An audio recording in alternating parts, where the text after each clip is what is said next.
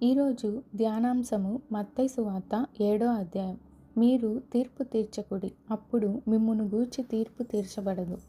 మీరు తీర్చు తీర్పు చొప్పుననే మిమ్మును గూర్చియు తీర్పు తీర్చబడును. మీరు కొలుచు కొలత చొప్పుననే మీకును కొలవబడును. నీ కంటిలోనున్న దూలము నెంచక నీ సహోదరుని కంటిలోనున్న నలుసును చూచుట ఎలా? నీ కంటిలో దూలముండగా నీవు నీ సహోదరుని చూచి నీ కంటిలోనున్న నలుసును తీసివేయమని చెప్పనేలా? వేషధారి, మొదట నీ కంటిలోనున్న దూలమును తీసివేసుకొనుము, అప్పుడు నీ సహోదరుని కంటిలోనున్న నలుసును తీసివేయుటకు నీకు తేటగా కనబడును. పరిశుద్ధమైనది కుక్కలకు పెట్టకుడి, మీ ముత్యములను పందుల ఎదుట వేయకుడి. వేసిన ఎడల అవి ఒకవేళ వాటిని కాళ్ళతో త్రొక్కి మీ మీద పడి మిమ్మును చీల్చివేయును. అడుగుడి, మీకియ్యబడును. వెదకుడి, మీకు దొరుకును. తట్టుడి, మీకు తీయబడును. అడుగు ప్రతివాడును పొందును.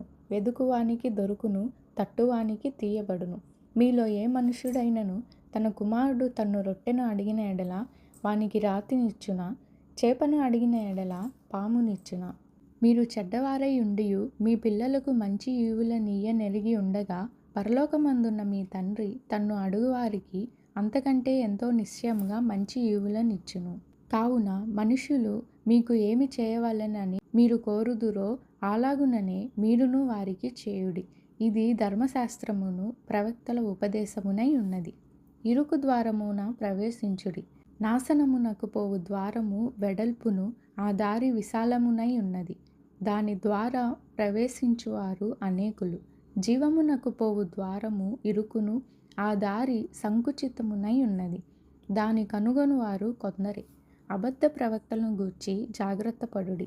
వారు గొర్రెల చర్మములు వేసుకొని మీ వద్దకు వత్తురు, కానీ లోపల వారు క్రూరమైన తోడేళ్ళు. వారి ఫలముల వలన మీరు వారిని తెలుసుకొందురు. ముండ్ల పొదలలో ద్రాక్ష పండ్లనైనను పల్లేరు చెట్లను అంజూరపు పండ్లనైనను కోయుదురా? అలాగుననే ప్రతి మంచి చెట్టు మంచి ఫలములు ఫలించును, పనికిమాలిన చెట్టు కాని ఫలములు ఫలించును. మంచి చెట్టు కాని ఫలములు ఫలింపనేరదు, పనికిమాలిన చెట్టు మంచి ఫలములు ఫలింపనేరదు. మంచి ఫలములు ఫలింపని ప్రతి చెట్టు నరకబడి అగ్నిలో వేయబడును. కాబట్టి మీరు వారి ఫలముల వలన వారిని తెలుసుకొందురు. ప్రభువా, ప్రభువా అని నన్ను పిలుచు ప్రతి వాడును పరలోక రాజ్యంలో ప్రవేశింపడు గాని పరలోకమందున్న నా తండ్రి చిత్త ప్రకారం చేయువాడే ప్రవేశించును. ఆ దినమందు అనేకులు నన్ను చూచి, ప్రభువా, ప్రభువా, మేము నీ నామమును ప్రవచింపలేదా? నీ నామమున దయ్యమును వెళ్ళగొట్టలేదా? నీ నామమున అనేకమైన అద్భుతములు చేయలేదా అని చెప్పుదురు. అప్పుడు నేను మిమ్మును ఎన్నడూనూ ఎరుగను, అక్రమము చేయువారులారా, నా యొద్ద నుండి పొండని వారితో చెప్పుదును. కాబట్టి ఈ నా మాటలు విని వాటి చొప్పున చేయు ప్రతివాడును బండ మీద తన ఇల్లు కట్టుకొనిన బుద్ధిమంతును పోలియుండును. వాన కురిసెను, వరదలు వచ్చెను, గాలి విసిరి ఆ ఇంట మీద కొట్టెను, దాని పునాది బండ మీద వేయబడెను గనుక అది పడలేదు. మరియు ఈ నా మాటలు విని వాటి చొప్పున చేయని ప్రతివాడు ఇసుక మీద తన ఇల్లు కట్టుకొనిన బుద్ధిహీనుని పోలియుండును. వాన కురిసెను, వరదలు వచ్చెను, గాలి విసిరి ఆ ఇంటి మీద కొట్టెను, అప్పుడది కూలిపడెను, దాని పాటు గొప్పదని చెప్పెను. యేసు ఈ మాటలు చెప్పి ముగించినప్పుడు జనసమూహములు ఆయన బోధకు ఆశ్చర్యపడుచుండిరి.